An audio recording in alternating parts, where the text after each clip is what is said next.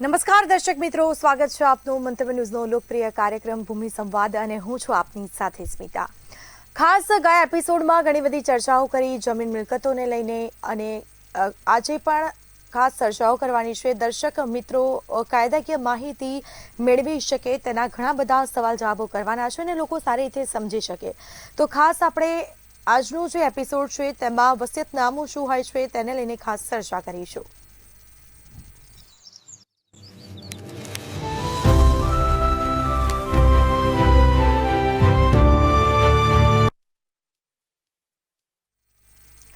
તો ખાસ આજે જે ચર્ચા કરવાની છે કાયદાકીય માહિતી આપવા માટે આપણી સાથે ઉપસ્થિત છે ગુજરાત સરકારમાંથી નિવૃત્ત થયેલા અને અત્યારે એડવોકેટ તરીકે ફરજ બજાવે છે નિરંજનભાઈ પંડ્યા.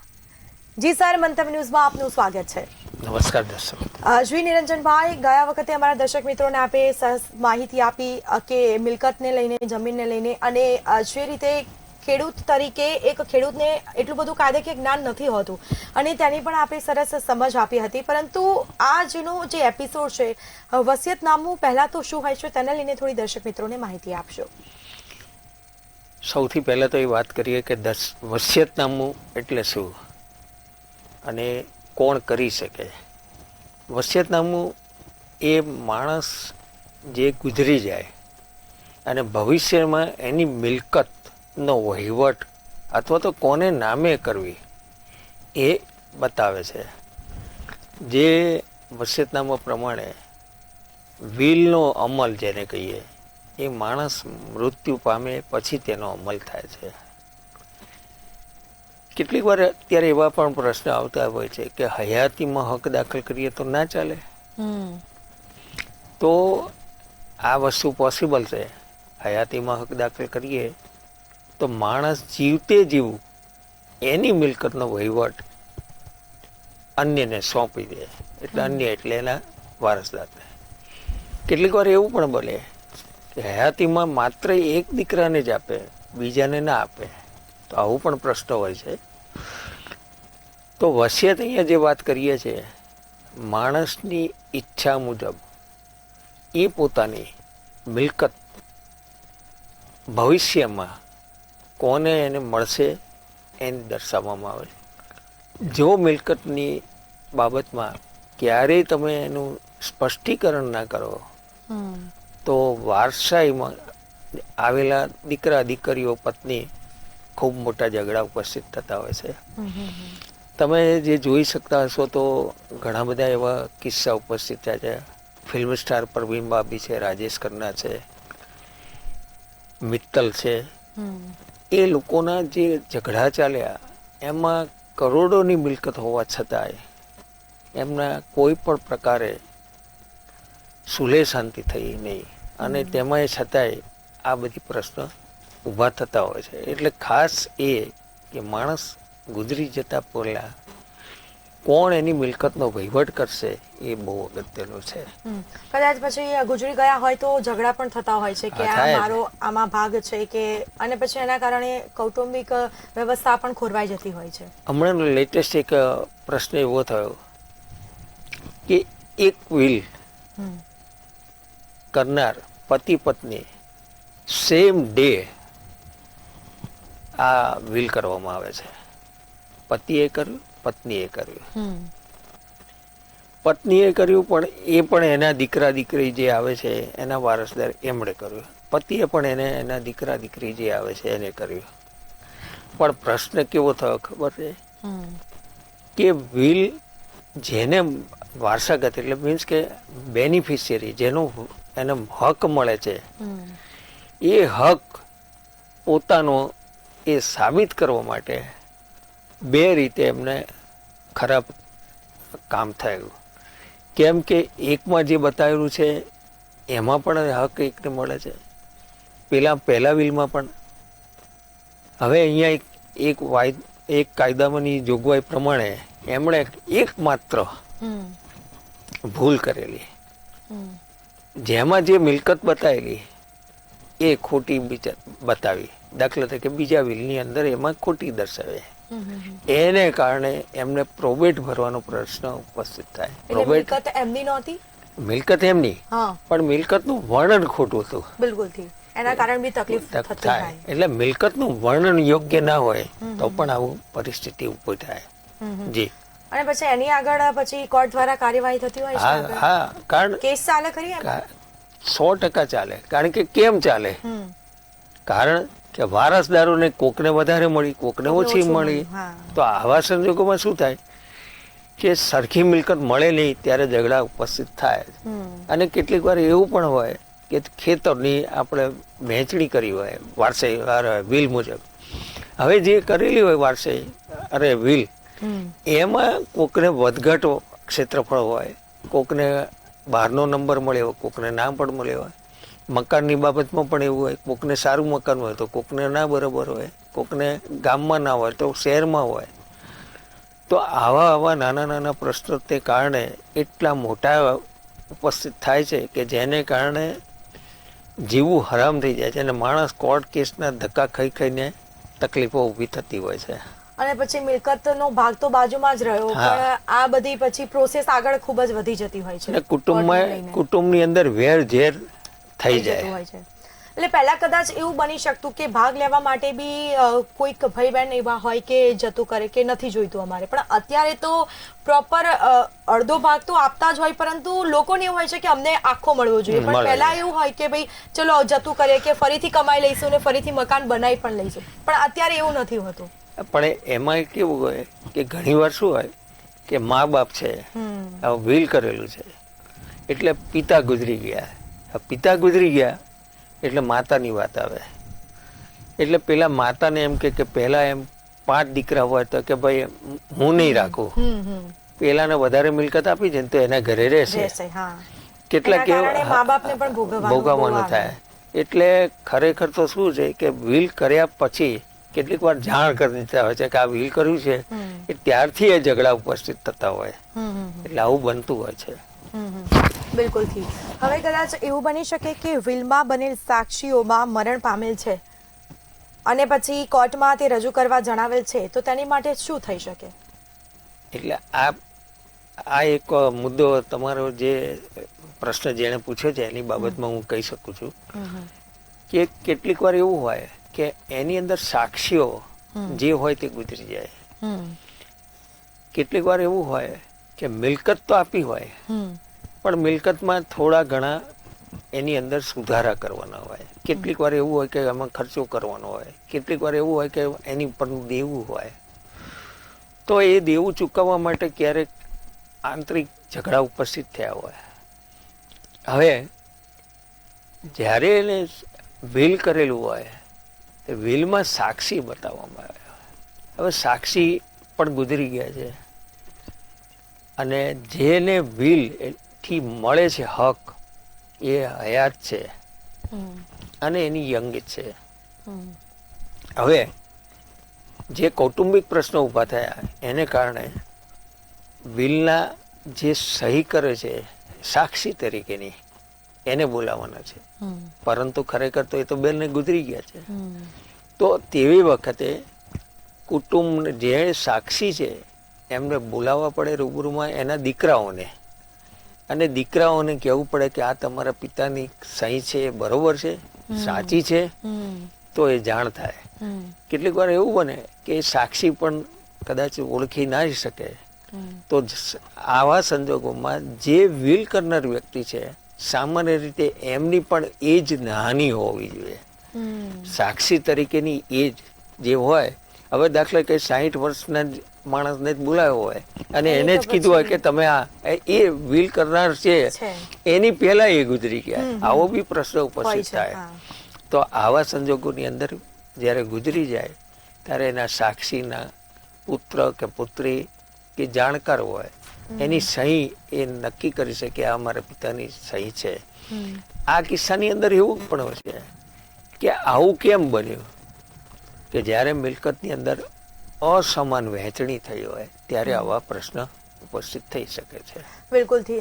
અને કદાચ આપે જે રીતે કહ્યું કે સાઇન એ જોવી પડતી હોય છે પ્રોપર કે પછી એમના પિતાની છે કે નથી, અને પછી સાઇનમાં કદાચ કંઈ પ્લસ માઇનસ થયું હોય તો પછી આગળ કોઈ તકલીફ પડે? હા, કેમ નહીં. કારણ કે એ જ્યારે આ વાત કેમ થઈ કે જ્યારે વિવાદ ઊભો થાય ત્યારની વાત છે. સામાન્ય કેટલીક વાર એવું બનતું હોય છે કે આ બિલ મારા પિતાની નથી અને કરાવી દીધેલી છે, ખોટી સહી છે, બોગસ સહી છે એમ. અથવા તો એવું પણ કે આ જે પેપર બધા બનાયા છે સ્ટેમ્પ પેપર, એ પણ બોગસ સ્ટેમ્પ પેપર ઉપર સહી લઈ લીધી છે. એક એવો કિસ્સો હતો કે માણસ મરી જાય છે અને ત્યાર પછી એનો અંગૂઠો કરાવી લેવામાં આવે છે. એટલે એ જે વિલ ઉપર અંગૂઠો કરાવે છે એમાંથી એમાં જાણ થાય છે કે ભાઈ આ અંગૂઠો એ પિતાશ્રીનો તો ખરો, પણ પિતાશ્રી તો સહી કરતા હતા, તો પછી આ અંગૂઠો કેવી રીતે થયો?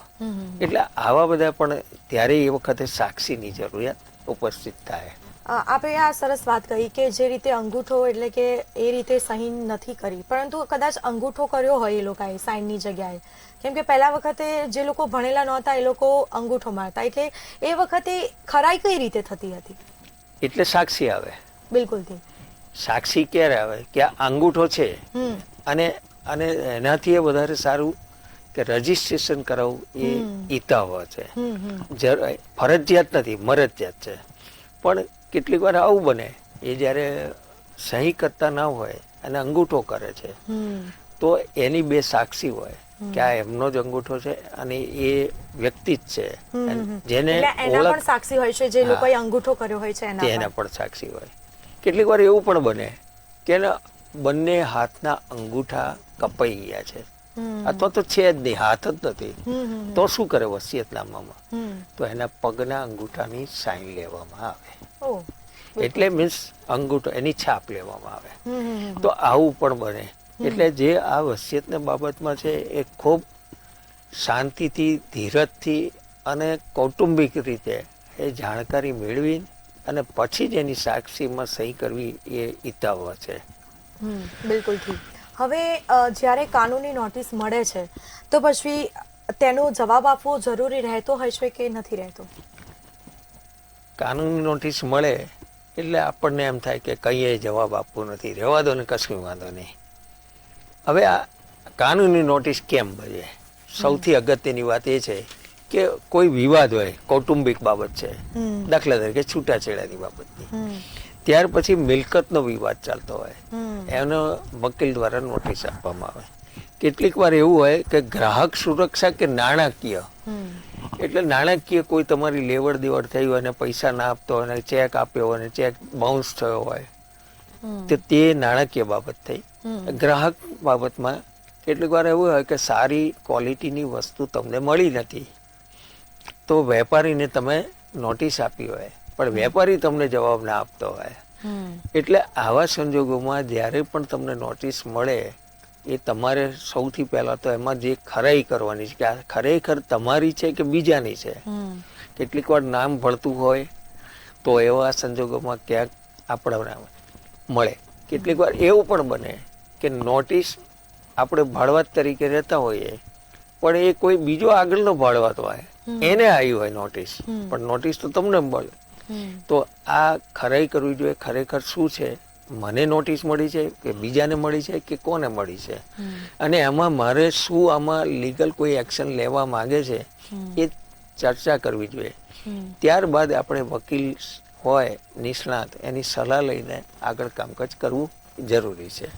બિલકુલથી. પરંતુ આ જે કાનૂની નોટિસ એવું હોય છે કે 3 વખત આપે પછી કદાચ ચોથી વખત ના જાવ તો પછી કદાચ કાર્યવાહી થઈ શકે કોર્ટ દ્વારા. નોટિસ તમને મળે એટલે ત્યારથી તમે જવાબદાર થઈ ગયા. બિલકુલથી. તમે એક નોટિસ બજે કે 2 બજે કે 3 બજે એ નથી આપતા એનો મતલબ એવો, કેટલીક વાર એવું કરે કે ઘરે નથી એવું કહી દે. કેટલીક વાર એમ કે આ જે મહેશભાઈ છે એ અહીંયા નથી રહેતા, બીજે રહે છે, એ એક્સેપ્ટ ના થઈ ગઈ, બરાબર. પણ છતાંય કાયદો એવું કહે છે કે જ્યારે તમે નોટિસ બજે તમે સ્વીકારો કે ના સ્વીકારો, એનો મતલબ એવો થયો કે તમે સ્વીકાર્ય પાત્ર જ છે, નોટિસ તમે સ્વીકારી જ છે. બિલકુલથી. એટલે કદાચ નોટિસ આપે તો એ વ્યક્તિએ તરત કોર્ટમાં હાજર થવું જરૂરી છે. કોર્ટમાં એટલે જે તમને જેને લગતું હોય તમારે એને જવાબ આપવો પડે. એવું જરૂરી નથી કોર્ટની નોટિસ ના પણ હોય. કોર્ટની નોટિસ હોય તો તમારે જરૂરી છે કે તમારા વકીલ સાથે હાજર થઈ જવું જોઈએ. બિલકુલથી. હવે કદાચ એવું બની શકે કે ખેતરમાં જે વીજ લાઈન થતી હોય છે, પરવાનગી વગર વીજ લાઈન નાખવામાં આવે છે, તો તેની માટે ખાસ કયા પગલાં લેવા જોઈએ અને ખેડૂત તરીકે ખેડૂતે શું કરવું જોઈએ? સૌથી પહેલાં તો કે જ્યારે તમારી વીજ લાઈન નખાતી હોય એ વીજ લાઈન જે જાણ તમારે શેના માટે નાખવામાં આવે છે એ જાણ કરવી જોઈએ. તમને નોટિસ બજાઈ છે કે નથી બજાઈ એ અગત્યનું છે. પહેલા તો મૌખિક રીતે જ્યાં ખેડૂતને ત્યાં જે ખેતીની જમીન છે ત્યાં તમારે નાખવામાં આવતી હોય તે પહેલાં તો એ મૌખિક રીતે જે હોય એના એન્જિનિયર એને તમારે પૂછવું જોઈએ કે આ શાના માટે લાઈન નાખવામાં આવે છે, તમે અમને નોટિસ આપી છે કે નહીં અને શેને માટે આપેલી છે. હવે કદાચ એનો બરાબર પ્રત્યુત્તર ના મળે તો તમે નાયબ કાર્યપાલક ઇજનેર અથવા તો PGVSL હોતી હોય તો એના PGVSLના અધિકારીને મળવું જોઈએ. હવે કેટલીક વાર એવું હોય કે અધિકારી પણ આપણને ખબર નથી અથવા તો આપણને કશું કહેતા નથી, તો એ બાબતે તમને જો કંઈ નુકસાન થતું હોય એ તમારે યોગ્યપણે રજૂઆત કરવી જોઈએ. સૌથી અગત્યની વસ્તુ શું છે કે તમારે જો ના સાંભળતા હોય તો PGVSL કંપનીને પણ તમે નોટિસ આપી શકો છો. છતાંય જે ના આપવામાં આવે તો નાયબ કલેક્ટર શ્રી પ્રાંતને તમે અરજી કરી શકો છો. એમ કલેક્ટરશ્રીને પણ તમે અરજી કરી શકો છો કે મારા આ ખેતરની અંદર આવું નુકસાન થઈ રહ્યું છે અને અમને કોઈ નોટિસ નથી મળી, નુકસાન થયેલું છે અને એને માટે વળતરની પણ તમે માગણી કરી શકો છો. બિલકુલથી. પરંતુ કદાચ ઘણા બધા ખેડૂતો એવા પણ હોય છે કે એ લોકોને એવી ખબર નથી હોતી કે કદાચ પહેલાં નોટિસ આપે છે ને એવી જાણકારી ખેડૂતોને કરવી પડે જરૂરી છે કે એ લોકોના ખેતરમાંથી જ્યારે વીજ લાઈન પસાર થતી હોય છે એટલે ખેડૂતને સ્વાભાવિક કે ખબર હોવી જ જોઈએ.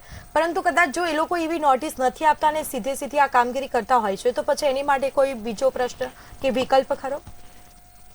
આ જે બાબતની વાત છે તેમાં એવું કહી શકાય કે જે નોટિસની વાત છે કંઈક ખેતીની જમીનમાં દરેકની પાસે મકાન હોતું નથી, એટલે નોટિસ બજાવવા માટે એનું પૂરું સરનામું હોવું એ જરૂરી છે.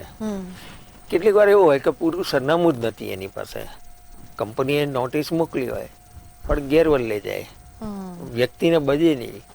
હવે દાખલા તરીકે રહેતો હોય અમદાવાદમાં અને ખેતીની જમીન છે એની નડિયાદમાં, તો હવે એ નડિયાદમાં નથી રહેતો, અમદાવાદ રહે છે. હવે અમદાવાદનું સરનામું કદાચ એ વીજ કંપની પાસે ના હોય તો એને શોધીને પ્રયત્ન કરવો જોઈએ કે ભાઈ આ વ્યક્તિનું ક્યાં આગળ એડ્રેસ છે, તો એવું પણ તમે કરી શકો. હવે ક્યારેક ન પણ બચે, હવે જ્યારે નથી બચતી નોટિસ તો રૂબરૂમાં જઈને તમારે વાતચીત કરવી પડે, લેખિત કે મૌખિક અમને સમજાવવા પડે કે શેના માટે આ તમે વીજ લાઈન નાખો છો, એ બાબત યોગ્ય છે.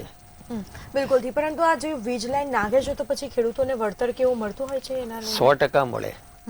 જે એમની ખેતીની જમીનને, હવે હું એક દાખલો આપું છું કે એક ઓવરહેડ લાઈન જાય છે. હવે ઓવરહેડ લાઈન જાય છે એટલે એના 10 મીટર 735 kVA જે આપણે આવશે એટલે હેવી વીજ લાઈન એ ઉપરથી પસાર થતી હોય છે. એટલે ત્યાંની જે નીચેના ભાગમાં જ્યાંથી જે તમારી વીજ લાઈન જે તમારા ખેતરમાં પસાર થાય છે ત્યાંથી ત્યાં સુધી તમારા ખેતરની અંત સુધીનો, શરૂઆતથી અંત સુધી, એ ત્યાં સુધી એ જો વીજ લાઈનમાં નીચે તમે કશું બાંધી શકતા નથી, નીચે બાંધી શકો નહીં. કારણ કે કદાચ વીજ લાઈન તૂટી ગઈ, વાયર તૂટી ગયો, ઘણી વાર બનતું હોય છે, તો આખું મકાન અથવા તો અંદર જે રહેતી વ્યક્તિ એ ખલાસ થઈ જાય છે અને ક્યાં તો આખે ઘર સળકી પણ શકતું હોય છે. તો આવા સંજોગો પણ ઉપસ્થિત થતા હોય છે. એટલે તમે જ્યારે વીજ લાઈન નાખતા હોય તો એ તપાસ કરવી જોઈએ કે શેને માટે નાખે છે, કેમ નાખે છે, કઈ છે, અને વળતર જોવાનું છે. એ વળતર તમે કેટલું મળે છે એ પણ જોવાનું હોય છે. કેટલીક વાર એવું વીજ લાઈનની વાત બાજુએ રહીએ, કદાચ ONGC છે તો ONGC નીચે ખાડા ખોદે, એને નીચેથી પાઇપલાઇન જતી હોય. કેટલીક વાર એવું હોય કે કૂવો બનાવે કે જ્યાંથી ગેસ નીકળે છે, એટલે એમાં સંપાદન કરવામાં આવે છે, જમીનનું સંપાદન થાય. હા હા એટલે જમીનનું સંપાદન એટલે જ્યાં તમે કૂવો હોય એને આજુબાજુમાં એ લોકો એક જાળીવાળી બનાવી દેતા હોય છે. એટલે એટલો ભાગ એને પેરીફેરીમાં જે વિસ્તાર આવતો હોય ત્યાં તમે ખેતી કરી શકતા નથી. તો આ કેટલીક વાર એવું બને કે જે એ કૂવો ખોદ્યો છે ગેસ માટેનો, એ અમુક વર્ષ માટે ગેસ ખતમ થઈ જાય તો એ મૂળના ખેડૂતને પાછી એ જમીન પરત જાય છે. એટલે સંપાદન બે પ્રકારની હોય, એક હંગામી સંપાદન અને એક કાયમી સંપાદન. હંગામી સંપાદન એટલે કે જે 3 વર્ષ કરતા નીચે છે એને હંગામી સંપાદન કહેવાય, ટેમ્પરરી. અને કેટલુંક એવું હોય કે આ કાયમી સંપાદન, અને કાયમ માટે જે તમારે હોય છે સંપાદિત કરવામાં આવે છે અને એનું વળતર ચૂકવવામાં આવે છે અને એની જે જમીન હોય તે પણ એ પ્રમાણ કરવામાં આવતું હોય છે. એટલે વળતર તો તમે માગી શકો છો, નુકસાની વળતર માગી શકો છો, તમારા જે ઝાડ કે પાન જે હોય અને એને પણ કાપી નાખેલા હોય તો તેવા સંજોગોમાં તમે વળતર મળી શકે છે. બિલકુલથી. હવે આ વિઘોટી જે હોય છે એ શું હોય છે? વિઘોટી એટલે જમીન મહેસૂલ. હવે જમીન મહેસૂલ અગાઉના વર્ષોમાં, એટલે વર્ષો પહેલાની વાત છે, એ જે વર્ષો પહેલાની એમાં રાજ્યનો મુખ્ય સ્ત્રોત કયો તે એ જમીન મહેસૂલ હતું. જો આપને ખબર હોય તો શરૂઆતના કિસ્સામાં જ્યારે આપણે જૂની ઇતિહાસ વાંચીએ તો અંગ્રેજોના વખતે એ લોકો પાસેથી ખૂબ કામ કરાવીને અને એમની પાસેથી અનાજ પકવતા, અને જે અનાજ પકવતા એના ઉપર આ એક વિઘોટી શબ્દ જમીન મહેસૂલ એની પરથી વસૂલ કરવામાં આવતું. જમીન મહેસૂલ એટલે એક જાતનું ટેક્સ ગણી આપણે. એ 1997 પછી જમીન મહેસૂલ એ બંધ થઈ ગયો, સરકારે એની પર બંધ કરી દીધી. એની સાથે સાથે લોકલ ફંડ અને તમારી જે વિઘોટી પ્રમાણે જે ચૂકવવાનું છે એ તમારે ત્યાં એ ચૂકવવાનું થાય છે. જો ખબર હોય તો ગામના ખેતીની જે જમીન હોય એમને ખબર હશે કે લીલા પાવતી મળે છે. જ્યારે તમે મહેસૂલ ભરો એમાં લીલા કલરની જે પાવતી મળે છે એ વિઘોટીની પાવતી કહી શકાય. બિલકુલથી. તો નિરંજનભાઈ, સરસ જે દર્શક મિત્રોને તમે માહિતી આપી છે, હવે થોડી ઘણી દર્શક મિત્રોને ટિપ્સ આપી દો કે ખાસ દર્શક મિત્રોએ શું ધ્યાન રાખવું જોઈએ અને ખાસ ખેડૂતોએ શું ધ્યાન રાખવું જોઈએ, કારણ કે ખેડૂતોને આવી બધી ઘણી તકલીફો પડતી હોય છે. કદાચ વીજ લાઈન પસાર થાય તો શું કરવું, અને ખેડૂતોને કાયદાકીય એટલું નોલેજ નથી હોતું, તો ખેડૂતોએ અને દર્શક મિત્રોએ ખાસ શું ધ્યાન રાખવું જોઈએ? ખેડૂત મિત્રોને કહે છે કે આવા જે કાર્યક્રમો આવે છે તેને વધારેમાં વધારે તમે જાણ કરો, તમારા જે ગ્રુપમાં હોય તેમને પણ મોકલો. આવી નાની નાની બાબતો જે છે એ ક્યાંય ચોપડીઓમાં લખેલી આવતી નથી. આ માત્ર અનુભવ અને કારણે જે આ બધું હું સ્પષ્ટતા કરતો હોઉં છું. કદાચ ક્યાંક ભૂલ બી થતી હોય, પણ ખેડૂત મિત્રોએ ખાસ એ ધ્યાન રાખવું જોઈએ કે જ્યારે આવી રસ્તાનું થાય છે, કેટલીક વાર કૂવાનું થાય, સિંચાઈ માટે નહેરની યોજના આવે, તો આવા સંજોગોમાં કોણ કેવી રીતે અને કેટલા પ્રમાણમાં કોના હક ક્યાં લાગે છે એ પણ અગત્યનું છે. તો આવી તમારે દરેક વસ્તુઓ ધ્યાન રાખવી જોઈએ. નાની નાની વસ્તુઓ તમે ધ્યાન રાખશો તો કોઈ કાયદાકીય મોટા પ્રશ્નો ઉપસ્થિત થઈ શકતા નથી. અને આવા જે કાર્યક્રમો આવતા હોય છે, હું તો મંતવ્ય ચેનલનો ખૂબ ખૂબ આભાર માનું છું, અને આ બેન જે પ્રશ્નો પૂછે છે તેમનોય આભાર માનું છું. એટલે જે આ રીતે પૂછી રહ્યા છે એમના પ્રશ્નોનો હું સારી રીતે ઉત્તર આપી શકું છું થોડા ઘણા, પણ એટલો મોટો વકીલ પણ નથી હું કે જેથી બધી જ વસ્તુ મને જાણ હોય. તો નિરંજનભાઈ, જે રીતે આપ દર્શક મિત્રોને સરસ આજે માહિતી આપો છો, અને જે દર્શક મિત્રોને કાયદાકીય કાનૂની નોલેજ જે નથી હોતું તે બી આપ સરસ રીતે અને સારી ભાષામાં લોકો સમજી શકે તે રીતે સરસ માહિતી આપી રહ્યા છો આપ. ચોક્કસ. બિલકુલથી. તો અમારા દર્શક મિત્રોને સરસ માહિતી આપી તે બદલ આપનો ખૂબ ખૂબ આભાર. નમસ્કાર દર્શક. તો ખાસ આ એપિસોડમાં ખેડૂતોને લઈને જે ચર્ચાઓ કરી છે, ખેતરમાં વીજ લાઈન જતી હોય કે પછી કૂવો હોય તો ખાસ ખેડૂતોએ શું ધ્યાન રાખવું જોઈએ અને જ્યારે વીજ લાઈન જાય છે તો તેનું વળતર મળે છે કે નથી, જ્યારે ખેડૂતોની જમીનમાંથી વીજ લાઈન પસાર થાય છે ત્યારે ખેડૂતોને નોટિસ આપવામાં આવે છે કે પછી તેમને અજાણતા ડાયરેક્ટ જે વીજ લાઈન પસાર કરવામાં આવે છે, પછી ખેડૂતોએ કાનૂની કઈ રીતે લડત લડવી જોઈએ, તે તમામ માહિતી આજનું જે એપિસોડ છે તેમાં ખાસ પ્રશ્નો અને સવાલ જવાબો કર્યા. ફરી મળીશું નવા પ્રશ્નો સાથે, નવા મુદ્દા સાથે. મને રજા આપશો. નમસ્કાર.